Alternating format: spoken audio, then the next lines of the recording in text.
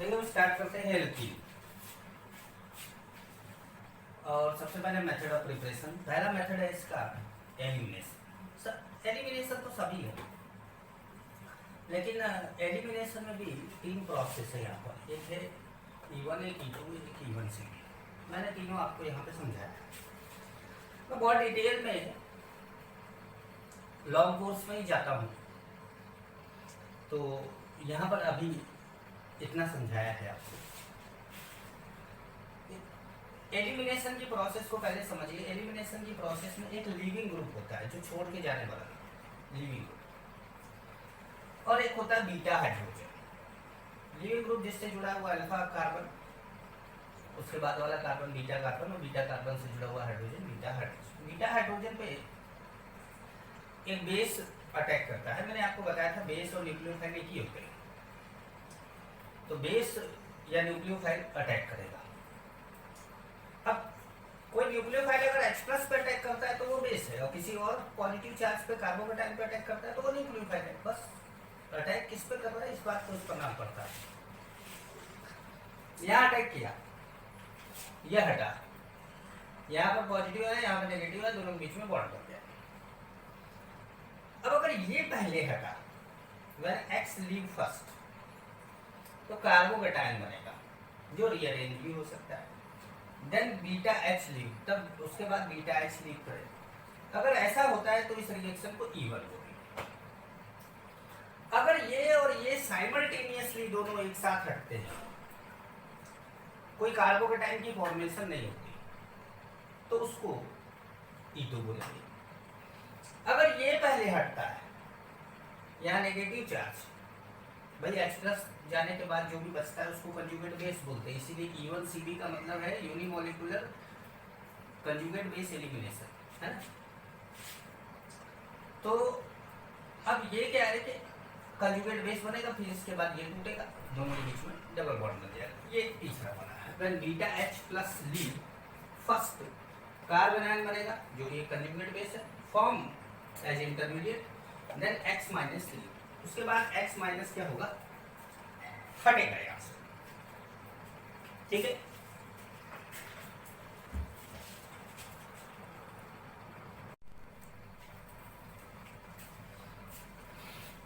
अब देखिए E1 reaction unimolecular elimination reaction है ये, ठीक। E1 of alkyl halide. Unimolecular elimination में हम एल्काइल हैलाइड की भी बात करेंगे, अल्कोहल की भी बात करेंगे, ईथर की भी बात करेंगे। तो हमने सबसे पहले एल्काइल हैलाइड दे दिया। एल्काइल हैलाइड के लिए जो रिएजेंट है वो weak base. Weak base elimination, मैंने बोला आपको कि एलिमिनेशन के लिए क्या चाहिए आपको, वीक बेस या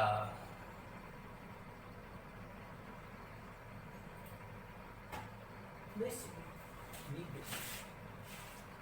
तो एल्काइल हैलाइड मैंने एक Cl ले लिया, एल्काइल हैलाइड ले लिया, ठीक है। अब यहाँ से Cl टूटा तो यहाँ पर क्या बना, कार्बोकेटाइन। ये कार्बोकेटाइन क्या है, एक रिएक्शन इंटरमीडिएट। ये रिएक्शन इंटरमीडिएट पर एक बेस का, ये कौन है, ये वीक बेस है, ROH, वीक बेस। अब ये इस पर भी अटैक कर सकता है और इस पर भी अटैक कर सकता है। अगर ये बेस H पे अटैक करता है, मतलब अगर ये H पे अटैक करता है तो ये बेस है, और अगर कार्बन के पॉजिटिव पे अटैक करता है तो ये न्यूक्लियोफाइल है।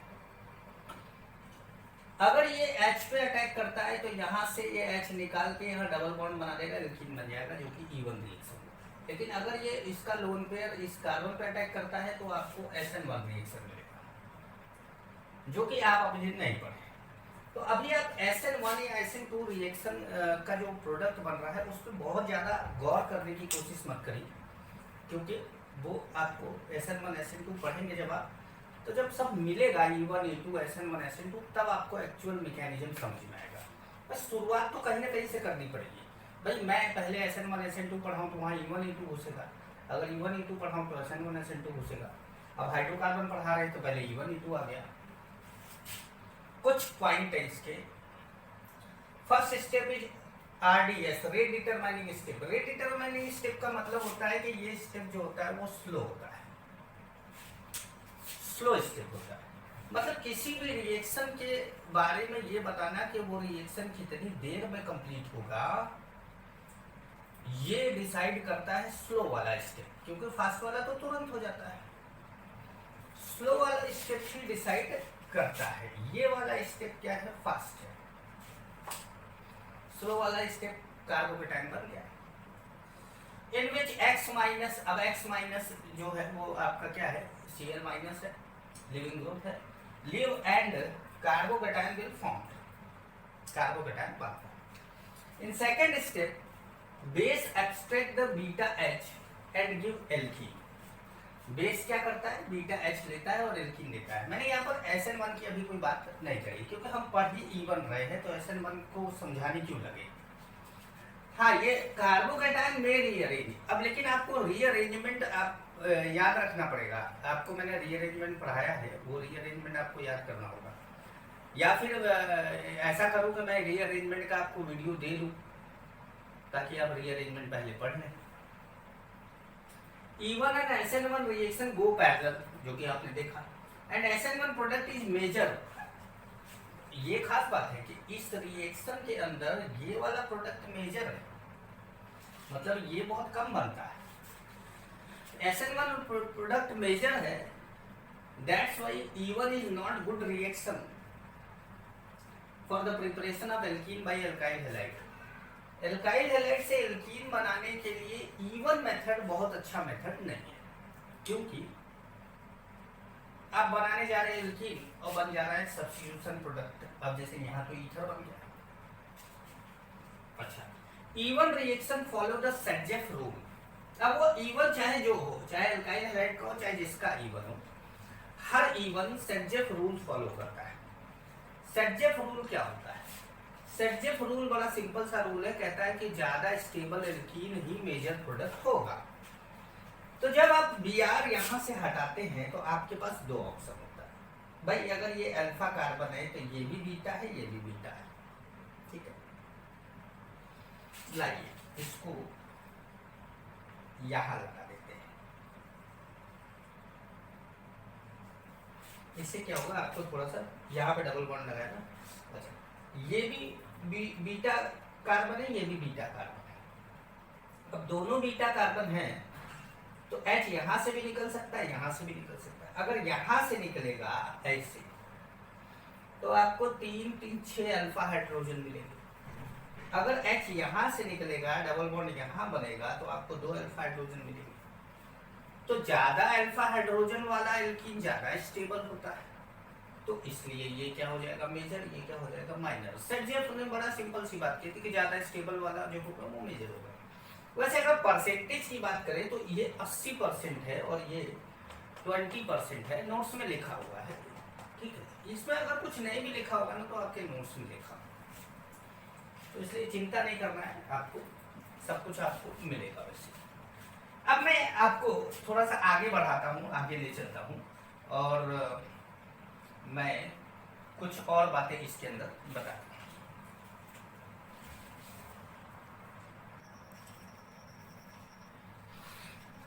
अब देखिए यहाँ पर मैंने 4 रिएक्शन ले रखी है, चारों रिएक्शन को सॉल्व नहीं किया है आपको बताने के लिए।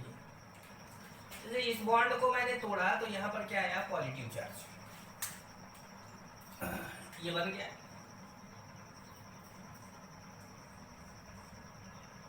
यहाँ पे CH2 है और इस पर पॉजिटिव। अब आप जानते हैं ये प्राइमरी कार्बन है, तो यहाँ से H माइनस का शिफ्ट होगा और ये क्या बना देगा, टर्सरी कार्बोकेटाइन। अब ये टर्सरी कार्बोकेटाइन या तो यहाँ से H निकाल दे, डबल बॉन्ड बना दे, या तो यहाँ से H निकाल दे, डबल बॉन्ड बना दे, तो यहाँ बनेगा H।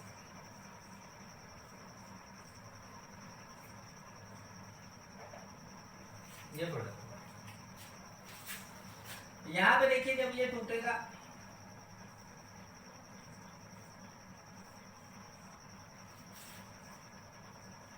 तो ऐसे कार्बोकेटाइन।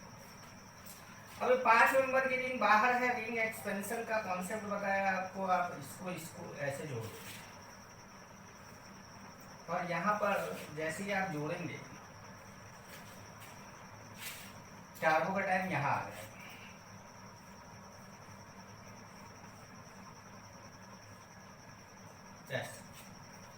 अब कार्बोकेटाइन की शिफ्टिंग आप यहाँ करा सकते हैं।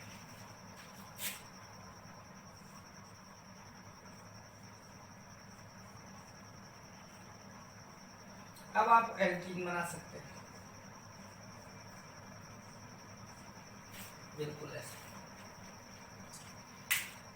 यहाँ पर आपको रिंग कंप्रेशन कराना होगा, जैसे आपने ये तोड़ा, ये 4 मेंबर की रिंग बन गई। आप चाहे तो इसको कोई ग्रुप भी लगा सकते हैं, यहाँ मैंने भी लगा दिया।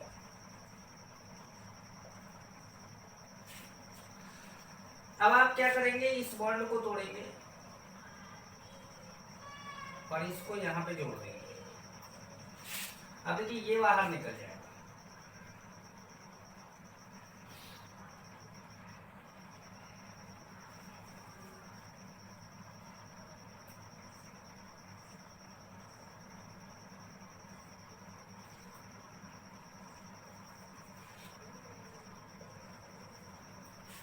ठीक है। अब जो बाहर निकला है उसके ऊपर पॉजिटिव चार्ज, अब इन दोनों के बीच में डबल बॉन्ड बनेगा।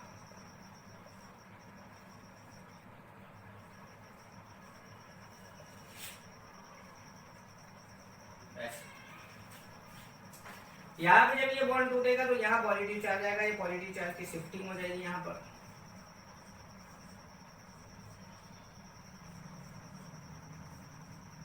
पहले तो पॉजिटिव चार्ज यहाँ बनेगा, लेकिन सेकेंडरी पॉजिटिव चार्ज से ज्यादा अच्छा टर्सरी पॉजिटिव चार्ज होता है, कार्बोकेटाइन होगा।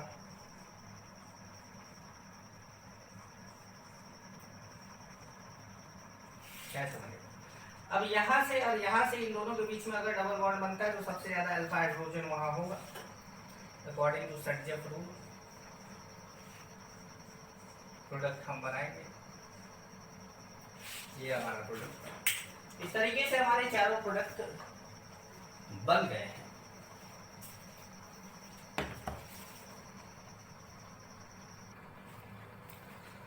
आइए अब बात करते हैं इवन ऑफ एल्कोहल की। डिहाइड्रेशन ऑफ एल्कोहल भी बोला जाएगा इसको। इसका रिएजेंट होता है कंसंट्रेटेड H2SO4 या concentrated H3PO4। Concentrated H2SO4 better है, कॉमनली यूज भी होता है। इस रिएक्शन में जैसा कि वहां पर आपने देखा था कि X माइनस टूटता था, यहाँ OH माइनस नहीं टूटता। यहाँ पहले पुअर लिविंग ग्रुप को बेटर लिविंग ग्रुप बनाया जाता है। OH माइनस से ज्यादा अच्छा लिविंग ग्रुप है H2O, इसीलिए OH पर H प्लस का अटैक होकर वो ये बना लेता है।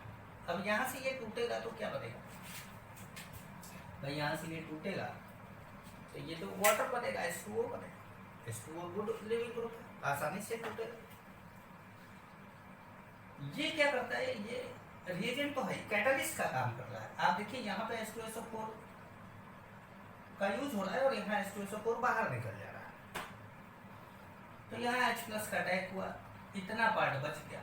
अब ये पार्ट आगे बेस का काम कर रहा है। बेस क्या कर रहा है, बीटा H को एब्स्ट्रैक्ट करता है। अब इन दोनों के बीच में क्या करेगा, डबल बॉन्ड बनेगा। डबल बॉन्ड बनेगा, ये बन जाएगा H2SO4, फिर वापस इमर्ज हो गया। की पॉइंट क्या है इसका, कार्बोकेटाइन बनेगा। कार्बोकेटाइन बनेगा तो रीअरेंजमेंट तो होगा। रेट जैसा कि आप लोगों को अभी आप लोगों ने केमिकल काइनेटिक्स नहीं पढ़ा, जबकि मेरा ऑर्गेनिक तब स्टार्ट होना चाहिए जब आपका केमिकल काइनेटिक्स खत्म हो जाता। पर केमिकल काइनेटिक्स चूंकि आपको मैं नहीं पढ़ा रहा हूँ, 12th में रिसू सर पढ़ाते हैं, तो वो इसीलिए आपको रेट वेट वाला मामला समझा पाना मेरे लिए अभी मुश्किल काम हो जाएगा, क्योंकि आप जानते हैं नहीं इसके बारे में। अच्छा, तो फिलहाल आप इसको खाली ये देख लेंगे, ऑर्डर इसका 1 है। अच्छा, इसमें कोई SN1 नहीं होता जैसे उसमें होता था। सेंजेफ प्रोडक्ट बनेगा, सेंजेफ नेचर प्रोडक्ट बनेगा। इवन कोई भी हो, प्रोडक्ट क्या होगा, सेट होगा। आइए क्या एग्जाम्पल देखते हैं।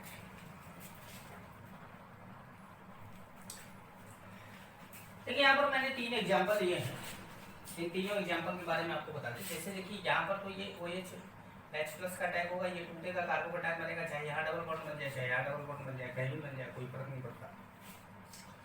यहाँ पर क्या होगा, यहाँ पर जब ये टूटेगा तो यहाँ कार्बोकैटायन बनेगा। अब कार्बोकैटायन यहाँ बनेगा तो यहाँ तो अल्फा हाइड्रोजन है नहीं कि H प्लस निकाल लें, तो ये CH3 यहाँ शिफ्ट होगा, बनाएगा ऐसे।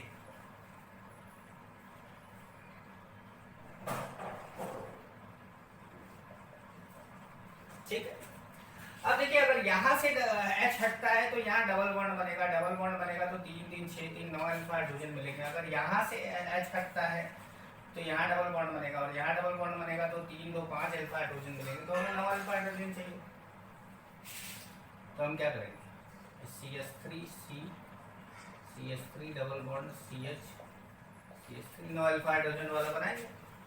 जब हम यहाँ से तोड़ेंगे पॉजिटिव चार्ज यहाँ आएगा, लेकिन पॉजिटिव चार्ज अगर यहाँ से H माइनस क्या होता है, शिफ्ट होकर यहाँ चला जाता है। अब आपका जो पॉजिटिव चार्ज होगा यहाँ आ गया, अब यहाँ आ गया तो H प्लस चाहे यहाँ से निकल जाए, चाहे यहाँ से निकल जाए, डबल बॉन्ड यहाँ बन जाए, चाहे यहाँ बन जाए।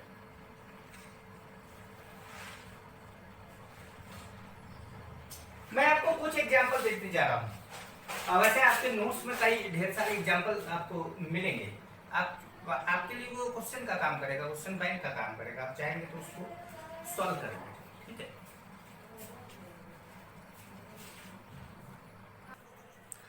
देखिए सामने जो रिएक्शन लिखा हुआ है उसका E1 E2 से कोई लेना देना नहीं है,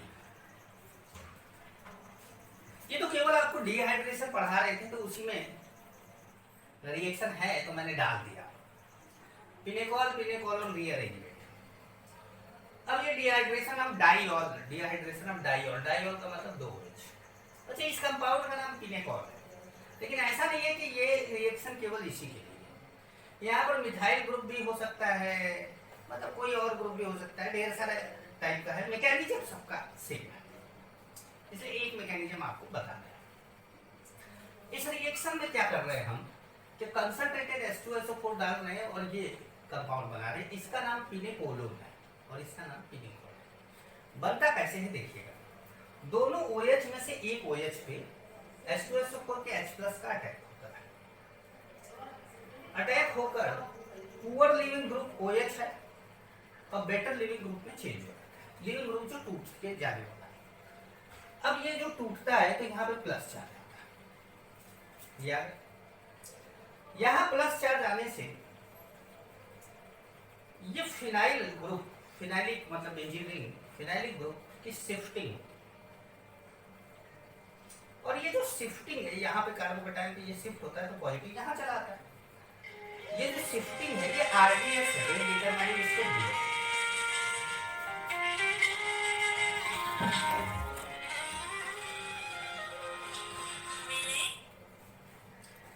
डिटरमाइनिंग स्टेप भी है। एक मिनट यार, हो रहा गया पता नहीं किसका।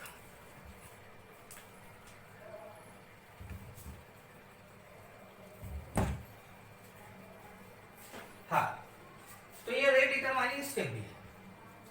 अब रेट डिटरमाइनिंग स्टेप है तो यहाँ पर आप पहुंचे, जब यहाँ पहुंचे तो ये पॉजिटिव चार्ज, ये लोन पेयर।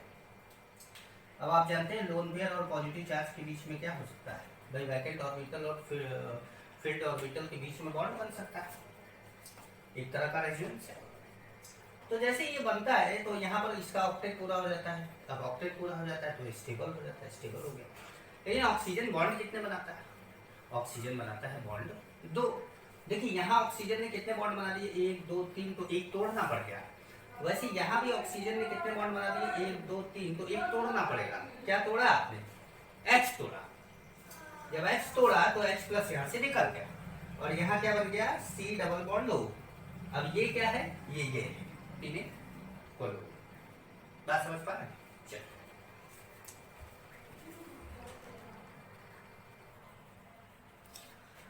अब देखिए जैसे पिनेकोलोन रिएक्शन था, वैसे ही अब क्या होगा कि जैसे सेमी पिनेकोलोन रिएक्शन है तो सेमी पिनेकोल रिएक्शन में क्या होगा कि जैसे पिनेकोल में तो क्या था, 2 OH था, यहाँ पे 2 OH नहीं है, लेकिन रिएक्शन बिल्कुल वैसे ही। ये पिनेकोल नहीं है, लेकिन ये पिनेकोलोन है। अब यहाँ क्या है कि जैसे आई है, तो आयोडीन में तो AgNO3 की जरूरत पड़ेगी, भाई Br है तो AgBr, AgCl, AgI इस तरह का प्रेसिपिटेट निकलेगा और आपको कार्बोकेटाइन मिलेगा। तो यहाँ जैसे ये Ag प्लस का अटैक हुआ, कार्बोकेटाइन मिला, AgBr निकल गया आपका AgI, यहाँ पर आपका AgI प्रेसिपिटेट मिला। अब ये जो पॉजिटिव चार्ज है, इस पॉजिटिव चार्ज पर पीएच मैंने जैसा कि आपको बताया कि पहले रीअरेंजमेंट हो, शिफ्टिंग हो, OH का लोन पेयर अटैक किया और बिल्कुल वैसा ही रिएक्शन आपको दोबारा मिल गया। ठीक है। अब अगर इसी रिएक्शन में मैं यहां पर NH2 लगा दूं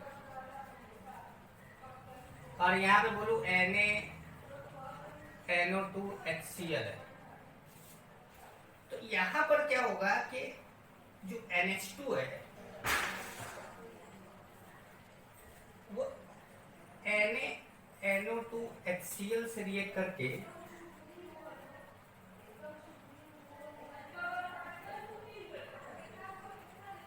N2+, इसके बाद पूरी प्रोसेस फिर हुई। तो इसलिए कहने का मतलब यह है कि ये सेमी पिनेकोलोन रिएक्शन है जो कि आपको मिलेगा यहाँ पर।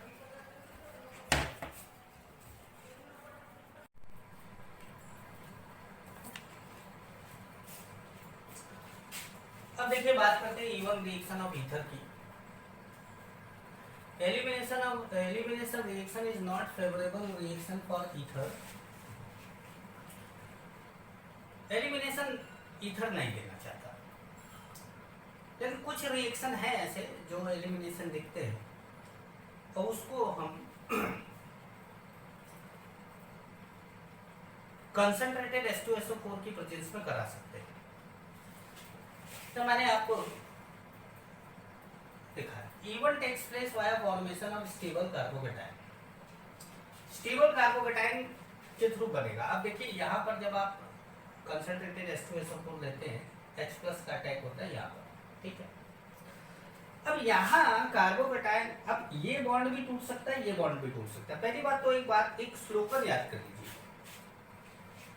ऑर्गेनिक केमिस्ट्री में जो बनता है वो नहीं टूटता। क्या? जो बनता है वो नहीं टूटता, उसके जैसा भी नहीं टूटता। जब भी टूटता है कोई दूसरा टूटता है। जो बनता है वो नहीं टूटता, उसके जैसा भी नहीं टूटता। अब देखिए क्या बना है, O और H के बीच का एक बॉन्ड बना है अभी अभी। तो अब ऑक्सीजन के 3 बॉन्ड है, इसमें से एक बॉन्ड तोड़ना है, तो आपने जो बनाया है वो नहीं तोड़ना। अच्छा, हाइड्रोजन ऑक्सीजन हाइड्रोजन का कोई और बॉन्ड होता है तो वो भी नहीं तोड़ते, उसके जैसा भी नहीं तोड़ेंगे। जब भी तोड़ेंगे कोई दूसरा तोड़ेंगे। अब दूसरा तोड़ेंगे तो ये और ये दूसरे हैं, ठीक है। इन दोनों में से कोई एक तोड़ना है। अगर आप ये तोड़ते हैं तो ये कार्बोकेटाइन बनेगा और ये तोड़ते हैं तो ये कार्बोकेटाइन बनेगा। टर्सरी कार्बोकेटाइन ज्यादा स्टेबल है या E one takes place via formation of stable carbocation. तो ये स्टेबल कार्बोकेटाइन टर्सरी बना। अब यहाँ से H+ निकल चुका है तो बचा है HSO4- जो कि क्या है, एक बेस है। बेस है। अब इस बेस का H पर अटैक होगा, बीटा हाइड्रोजन। भाई यहाँ पर तो आप जान ही रहे हैं कि भाई ये अल्फा कार्बन हो गया तो ये बीटा कार्बन हो गया, बीटा है। अच्छा, यहाँ पर आप नहीं देंगे, यहाँ पर तो यही अल्फा है। कार्बोकेटाइन पर जाते समय आप अल्फा बीटा नहीं देंगे, अल्फा बीटा स्टार्टिंग में देख लेंगे। अब यहाँ से H निकलेगा, डेल्फिन बन जाएगा। चलिए आइए एक और रिएक्शन दिखाते हैं। इस पर अटैक होगा हाइड्रोजन का, ये बन जाएगा। फिर क्या होगा, जो बना है वो नहीं टूटेगा, उसके जैसा नहीं टूटेगा। जब भी टूटेगा कोई दूसरा टूटेगा, तो इन दोनों में से कोई एक टूटेगा। अगर कार्बोकेटाइन यहाँ बनता है तो ये टर्सरी कार्बोकेटाइन होगा, अगर यहाँ बनता है तो प्राइमरी कार्बोकेटायन होगा, तो जाहिर सी बात है यहाँ बनेगा। तो यहाँ कार्बोकेटायन जब बनेगा यहाँ पॉजिटिव, तो यहाँ से H प्लस निकल के नेगेटिव बना के यहाँ डबल बॉन्ड बना देगा, ये डबल बॉन्ड बना देगा। लेकिन यहाँ क्या है, OH एल्कोहल। आप जानते हैं अभी थोड़ी देर पहले आपने इवन ऑफ एल्कोहल पढ़ा है कि इवन ऑफ एल्कोहल में भी कंसंट्रेटेड H2SO4 डालते हैं तो क्या होता है, OH निकलेगा। तो यहाँ पर भी H प्लस का अटैक होगा, इस पर अटैक होगा, तो ये क्या बनाएगा, OHH, दो बॉन्ड बन जाए। तो नियम फिर वही, जो बना है वो नहीं टूटेगा, उसके जैसा नहीं टूटेगा। तो यहाँ पर तो अब दो H हो जाएंगे, एक H पहले से, एक H अभी आया, तो जो बना है वो नहीं टूटेगा, जो मतलब OH जो पहले है वो भी नहीं टूटेगा, मतलब जो ये है ये भी नहीं टूटेगा। टूटे कौन, ये वाला बॉन्ड, कार्बन ऑक्सीजन का बॉन्ड टूटेगा। यहाँ क्या आ जाएगा, पॉजिटिव। जब यहाँ आ जाएगा पॉजिटिव, तो ये HSO4 माइनस, इसका बेस, इसके बगल से H निकाल कर H प्लस निकाल के माइनस बना के यहाँ पे डबल बॉन्ड बना देगा, ये होगा। तो इस तरीके से आपका ईथर का एलिमिनेशन मैंने आपको बताया, बहुत ज़्यादा एलिमिनेशन ये डेटा है। अब बात करते हैं E2 रिएक्शन की।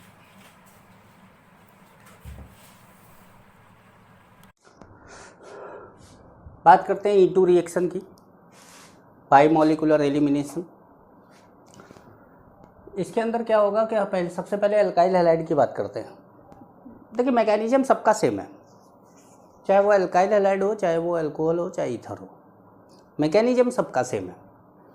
बस हम पहले अल्काइल हैलाइड की बात कर लेंगे। ये तरह का जो आपको ये दिखाया है, ये मैं आपको अल्काइल हैलाइड में दिखा रहा हूँ। अल्कोहल में भी ऐसा ही होगा, ईथर में भी ऐसा ही होगा। देखिए यहाँ पर क्या होता है कि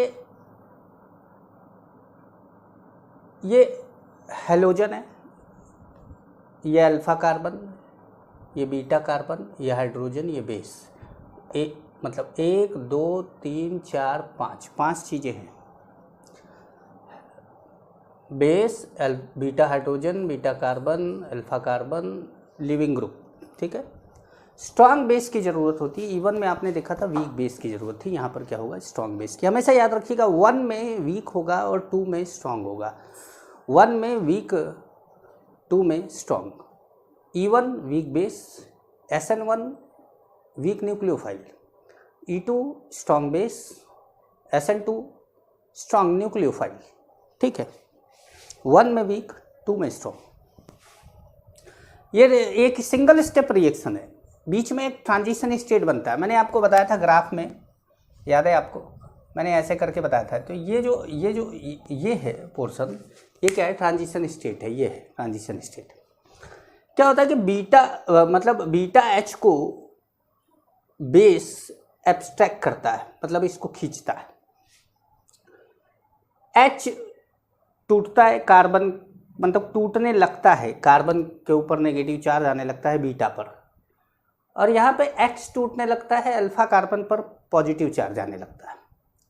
अब ये पूरी प्रोसीजर अगर ध्यान से देखें तो इधर ये जो ट्रांजिशन स्टेट है, इसकी मीनिंग है कि बीटा H थोड़ा सा बेस से जुड़ गया है, थोड़ा सा बीटा कार्बन से टूट भी गया है, लिविंग ग्रुप भी थोड़ा टूट गया है, और इन दोनों के बीच में डबल बॉन्ड बनने स्टार्ट हो गया है। सब कुछ हल्का सा चालू हो गया, इसको बोलते हैं ट्रांजिशन स्टेट। अब क्या होगा कि ये H टूट जाएगा, ये टूट जाएगा, इन दोनों के बीच में डबल बॉन्ड बन जाएगा, ये बन जाएगा। समझ पाए? अब देखिए, beta H and X leaving group है, should be in same plane, एक ही प्लेन में होना चाहिए। मान लो ऐसे है, same plane, but in opposite direction. एक नीचे है तो एक ऊपर होना चाहिए, एक इधर है तो दूसरा इधर होना चाहिए। अगर इस प्लेन पे है तो एक अंदर हो तो एक बाहर हो। This condition is known as anti periplanar. इसको एंटी पेरी प्लेनर, प्लेनर है पर एंटी है, एक दूसरे के अपोजिट है पर प्लेनर है। क्यों? To minimize the repulsion. Key point, it is a single step reaction. मैंने आपको बोला ये सिंगल स्टेप रिएक्शन है। Reaction passes through transition state in which anti-periplanar conformation is must। मतलब इस रिएक्शन के लिए आपको एंटी पेरीप्लेनर कंडीशन, कन्फर्मेशन भी बोलते हैं उसको, मैं समझाऊंगा। एंटी पेरीप्लेनर कंडीशन आपको बहुत जरूरी है, दोनों प्लेन में होने चाहिए पर अपोजिट होने चाहिए। Also in TS transition state 5 atom कौन कौन से, base, beta hydrogen, beta carbon, alpha carbon and leaving group. Base, beta hydrogen, beta carbon, alpha carbon and X leaving group are in same plane. ये सब क्या होते हैं, same plane में रहते हैं। इसका रिएजेंट स्ट्रांग बेस होता है, और स्ट्रांग बेस में आपने अगर बेसिक स्ट्रेंथ वाला टॉपिक एक बार आप फिर से देखेंगे तो आपको मिलेगा कि R minus, NH2 minus, RO minus, OH minus, ये सब क्या है, एक ही पीरियड के हैं और सब कार्बन की इलेक्ट्रोनेगेटिविटी सबसे कम है, तो सबसे अच्छा बेस है। अच्छा, OH हमेशा बेस की तरह वर्क नहीं करता। कैन कॉज E2 कॉज कर सकता है केवल टर्सरी एल्काइल हैलाइड के साथ, ये E2 कॉज कर सकता है, सबके साथ ये नहीं करता है। जो इसमें मोस्ट कॉमन बेस है वो RO माइनस है।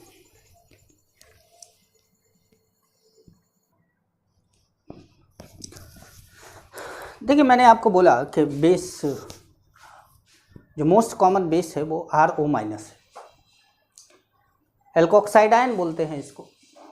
एल्कोक्साइड आयन बनता कैसे है, एल्कोहलिक मतलब एल्कोहल में अगर आप बेस डाल दें, जैसे एल्कोहल में KOH डाल दीजिए, एल्कोहल में NaOH डाल दीजिए, तो एल्कोहलिक KOH या एल्कोहलिक NaOH जो होगा वो RO माइनस बनाता है। जैसे ROH के साथ NaOH डाल दीजिए, क्या बना देगा, RO minus Na plus plus H2O। अब ये RO माइनस ही क्या करेगा, बेस की तरह वर्क करेगा। अब बेसिक स्ट्रेंथ की बात करें तो इसमें ये पीछे जो एल्काइल ग्रुप लगा है, इसका जितना ज़्यादा प्लस आई इफेक्ट होगा, बेस उतना ही स्ट्रांग होगा, और हमको E2 में चाहिए स्ट्रांग। E2 रिएक्शन, देखिए E2 में हमेशा मतलब 2 में स्ट्रांग, अभी मैंने थोड़ी देर पहले बताया था। E2 reaction follow the Saytzeff rule. Saytzeff rule का मतलब more stable alkene is major product. E2 reaction is regioselective. अब रेजियो सेलेक्टिव समझाते हैं। E2 reaction is stereoselective and stereospecific. देखिए, दो जगह सेलेक्टिव टर्म आया, रेजियो selective, stereo selective. तो समझिए, selective term is related with product and specific term is related with reactant. Product के रिस्पेक्ट में बात हो रही है तो सेलेक्टिव बोला जाएगा, और रिएक्टेंट के रिस्पेक्ट में बात हो रही है तो स्पेसिफिक बोला जाएगा। जैसे रेजियो selective, when 2 or more structural isomeric products are formed in unequal amount, then reaction is regioselective. अगर 2 या 2 से ज़्यादा आपको प्रोडक्ट मिलते हैं, जैसे मान लीजिए आपके पास CH3 CHBr CH2 CH3 है, और आपने एल्कोहलिक KOH डाल दिया जो कि E2 का क्या है, रिएक्टेंट है, सॉरी रिएजेंट है, तो आपको क्या मिला,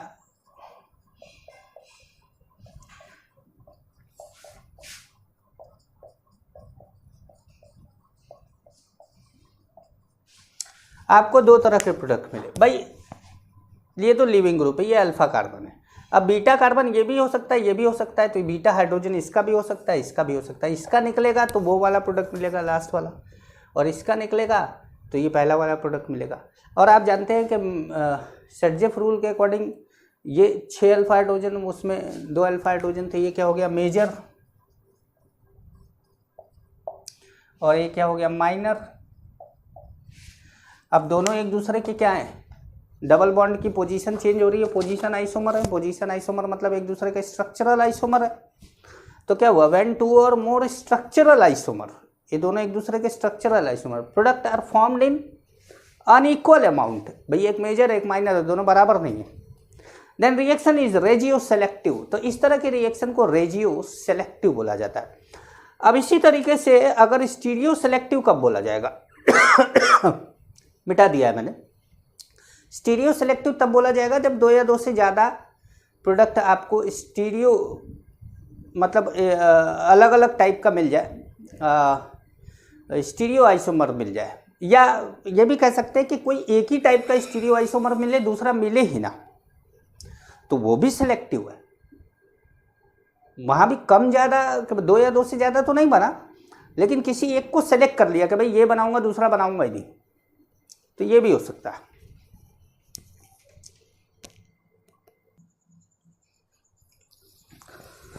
अब देखिए बात करते हैं stereo selective. Stereo selective when one stereo isomeric product is form but second either not form और इन नेग्लिजिबल अमाउंट, या तो बनेगा ही नहीं या तो बहुत कम बनेगा।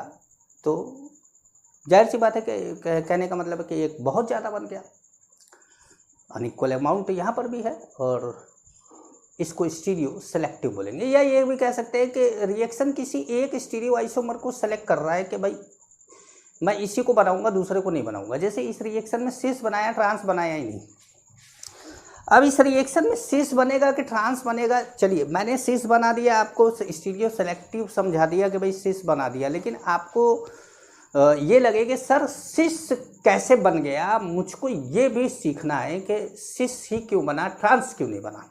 जैसे केवल ट्रांस बनता तो भी स्टीरियो सेलेक्टिव तो होता, तो स्टीरियो सेलेक्टिविटी तो बात समझ में आ रही है, लेकिन सिस कैसे आपने बनाया ये थोड़ा सा समझना है। तो आइए देखें, मैंने आप लोगों को फिशर कन्फर्मेशन से फिशर बनाना सिखाया था। मैंने बोला था कि इसको ऐसे खींच के ऐसे कर तो ये बन जाता है, तो अगर इसको ऐसे खींच के ऐसे कर तो ये बन जाता है, तो इसको वापस ऐसे ऊपर ले जाओ, इसको वापस ऐसे ऊपर ले जाओ तो ये बन जाएगा। इसको ऊपर ले जाओगे तो ये CH3 ऊपर, ये रहा ET इधर, ET मतलब इथाइल है, ET मतलब इथाइल है, इधर कौन है, H है। अच्छा अंदर कौन है, CH3 है, अंदर इधर कौन है, Cl है, अंदर इधर कौन है, H है। ये मिल गया, ठीक है। हमेशा क्या करिए कि जिन दो एटम को निकालना है उन दोनों को एक दूसरे के आमने सामने ले आइए।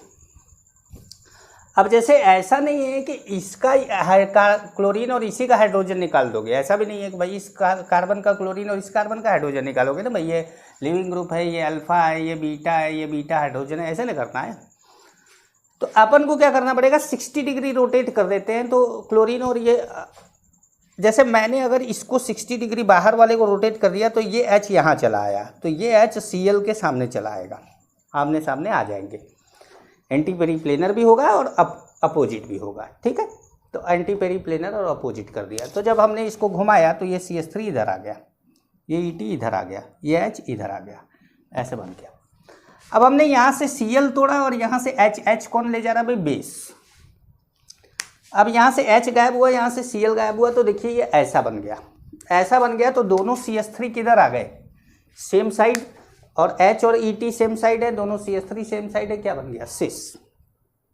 ट्रांस बना के दिखाएं, आइए ट्रांस बना के दिखाते हैं। देखिए मैंने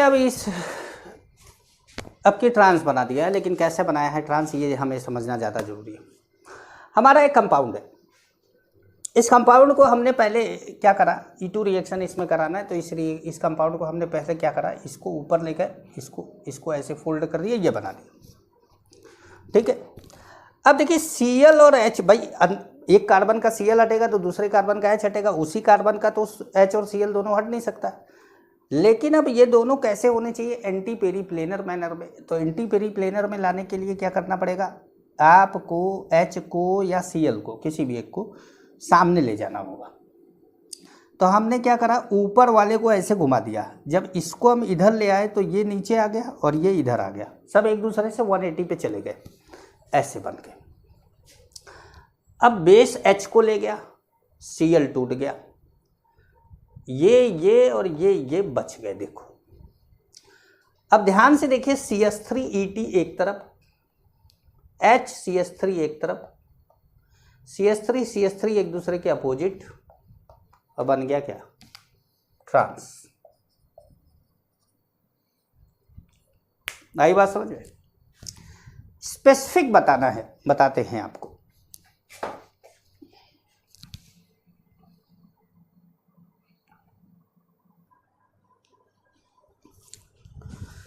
अब देखिए बात करते हैं स्टीरियो स्पेसिफिक रिएक्शन की। स्पेसिफिक मैंने बताया कि रिएक्टेंट के लिए यूज होता है, when one stereoisomer of reactant react but other does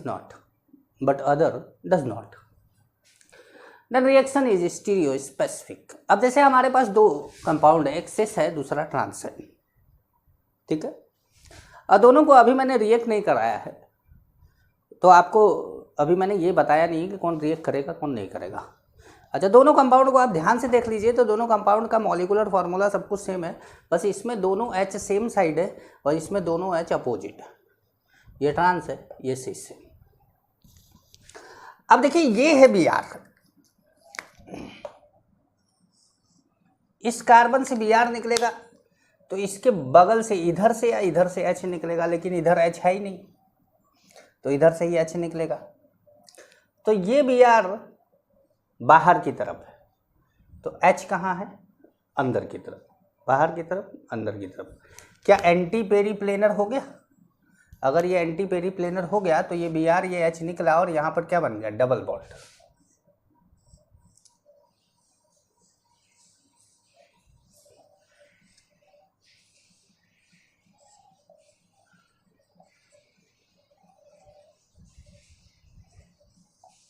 बन गया। अब देखिए Br और H, ये Br ये H not anti periplanar. क्यों? क्योंकि दोनों ही बाहर साइड है। प्लेनर है पर एंटी नहीं है, एक दूसरे के अपोजिट नहीं है। No reaction.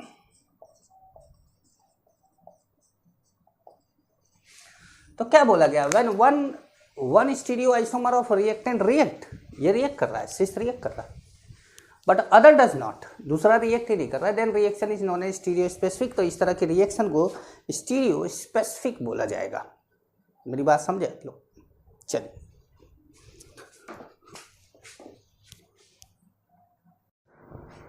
देखिए, अभी तक आप लोगों ने जाना था सेटजेफ रूल। अब एक और रूल है, हॉफमैन रूल। सेटजेफ ने बोला कि ज़्यादा स्टेबल एल्कीन मेजर प्रोडक्ट है, हॉफमैन ने बोला कि कम स्टेबल एल्कीन मेजर प्रोडक्ट है, लेकिन दोनों की कंडीशन अलग अलग थी। हॉफमैन के एक मिनट, हाँ, हॉफमैन के हिसाब से मेजर प्रोडक्ट तब बनेगा जब या तो बेस बल्की हो, बल्की मतलब बड़ा, या जो लीविंग ग्रुप है वो फ्लोरीन हो, NR3+ हो, या फिर SR2+ हो। इस टाइप का लीविंग ग्रुप होगा तो आपका हॉफमैन प्रोडक्ट मिलेगा, या तो फिर बल्कि बेस होगा आपके पास तो हॉफमैन प्रोडक्ट मिलेगा। तो जैसा कि case of cases when Hofmann alkene is major product, पहला when bulky base are used.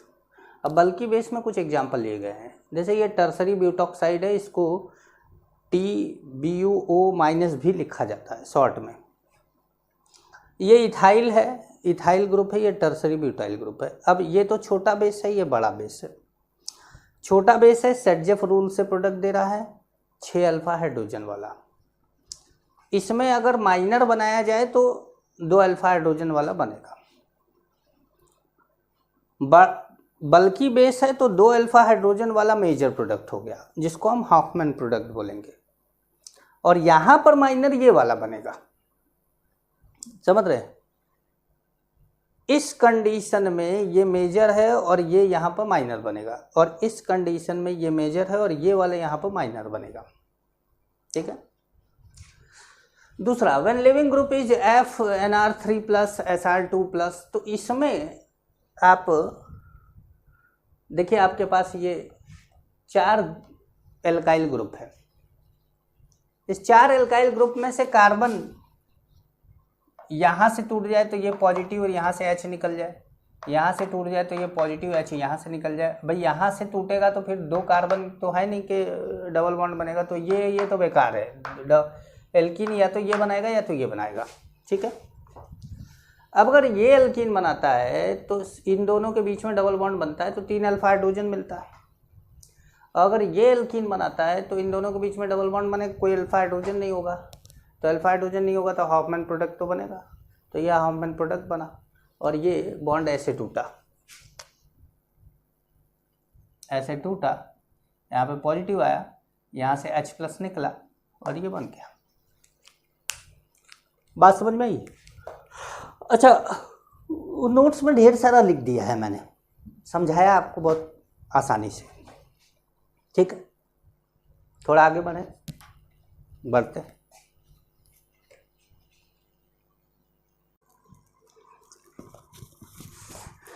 अब देखिए, फ्रॉम विसिनल डाइहैलाइड, पहले तो समझिए विसिनल क्या होता है। एडजेसेंट कार्बन पर अगर सेम फंक्शनल ग्रुप लगा हो तो उसको विसिनल बोला जाता है। जैसे 2 OH लगा हो अगल बगल तो विसिनल डाइऑल, 2 NH2 लगा तो विसिनल डाइएमीन, 2 क्लोरीन लगा हो तो विसिनल डाइक्लोराइड, हेलोजन बोल सकते हैं तो विसिनल डाइहैलाइड। और अगर एक ही कार्बन पे दोनों लगा हो तो वो विसिनल की जगह पे जेमिनल डाइहैलाइड बोल दिया जाएगा। समझ रहे हैं? एक कार्बन पे 2 OH स्टेबल नहीं होता, विसिनल जेमिनल डाइऑल नहीं बोलते। हाँ, वो कहीं कहीं पर हाइड्रोजन बॉन्ड की वजह से स्टेबल हो जाए, वो अलग चीज़। अब इसका जो रिएजेंट होता है वो 2 होता है। एक होता है NaI विद एसीटोन। हीट तो करना पड़ता है एलिमिनेशन के लिए, क्योंकि एलिमिनेशन कंपैरेटिवली हायर टेम्परेचर पे होता है SN1 SN2 के। SN1 SN2 से ज़्यादा, देखिए अगर आप क्रैश के स्टूडेंट हैं तो आपको इतना थोड़ा मतलब मैकेनिज्म आना चाहिए जिससे कि आप कर सकें। क्योंकि अगर मैं E1 E2 SN1 SN2 आपको डिटेल में पढ़ाने बैठूं तो वो जो है पॉसिबल नहीं है क्रैश कोर्स के बच्चों के लिए। हाँ, जो हमारे रेगुलर कोर्स के बच्चे हैं जो अभी 12th में गए हैं या जो अभी 11th में आए हैं, वो उनके लिए ये टॉपिक रहता है, उनको पूरा कराया जाता है। तो इतनी उम्मीद करते हैं कि क्रैश कोर्स वाले बच्चे जो है अपना इतना तो पढ़ेंगे या पढ़े होंगे। चलिए आइए बात करते हैं। NaI एसीटोन है या जिंक डस्ट है। जिंक डस्ट का मतलब जिंक पाउडर होता है। ये नहीं कि जिंक ज़मीन पे गिर दिया, आपने झाड़ू लगा के जिंक के साथ डस्ट भी उठा लिया और बोला कि ये सर जिंक डस्ट है क्योंकि इस जिंक के अंदर डस्ट है। नहीं, जिंक पाउडर, ठीक है। ये दोनों का मैकेनिज्म मैंने आपको दिखाया है। NaI एसीटोन जब लेते हैं तो क्या होता है? NaI एसीटोन लेते हैं तो NaI एसीटोन I क्या होना चाहिए? एंटी पेरीप्लेनर मैनर में होना चाहिए एलिमिनेशन के लिए, आप जानते हैं। मतलब X, ये I क्या करता है? X पर अटैक करता है। अब ये X चाहे जो हो, क्लोरीन ब्रोमीन आयोडीन तीनों में से कोई भी हो सकता है। फ्लोरीन जल्दी नहीं होता ये। तो आयोडीन क्या करता है? X पर अटैक करता है, I-, एक अच्छा न्यूक्लियोफाइल भी है। तो इसके पास वैकेंट ऑर्बिटल भी रहता है। तो ये क्या होता है कि जब ये इस पे अटैक करता है तो ये बॉन्ड ऐसे टूटता है और ये पॉजिटिव और नेगेटिव मिलके बॉन्ड बना लेते हैं। और यहाँ पर नेगेटिव और ये जब टूटता है तो पॉजिटिव और नेगेटिव पॉजिटिव मिलके बॉन्ड बना लेते हैं। और यहाँ का X, भाई यहाँ से I दिया है तो Na बचा हुआ है ना, तो NaX बन जाता है। जिंक क्या करता है? जिंक डस्ट है। जिंक क्या करता है? जिंक जो है इन दोनों के बीच में घुस जाता है। जैसे मैग्नीशियम ग्रिग्नार्ड रीजेंट बनाते हैं, जब घुस जाता है ऐसे बन जाता है। अब आप जानते हैं कि जिंक और कार्बन में ज़्यादा इलेक्ट्रोनेगेटिविटी किसकी है? कार्बन की। तो कार्बन के ऊपर नेगेटिव आता है। जब यहाँ नेगेटिव आता है तो इसके इन्फ्लुएंस से यहाँ पर क्या आता है? पॉजिटिव आता है, ये टूटता है और ये ZnX + X ZnX2। अब 2 Cl है तो ZnCl2, 2 Br है तो ZnBr2, ये बनता है।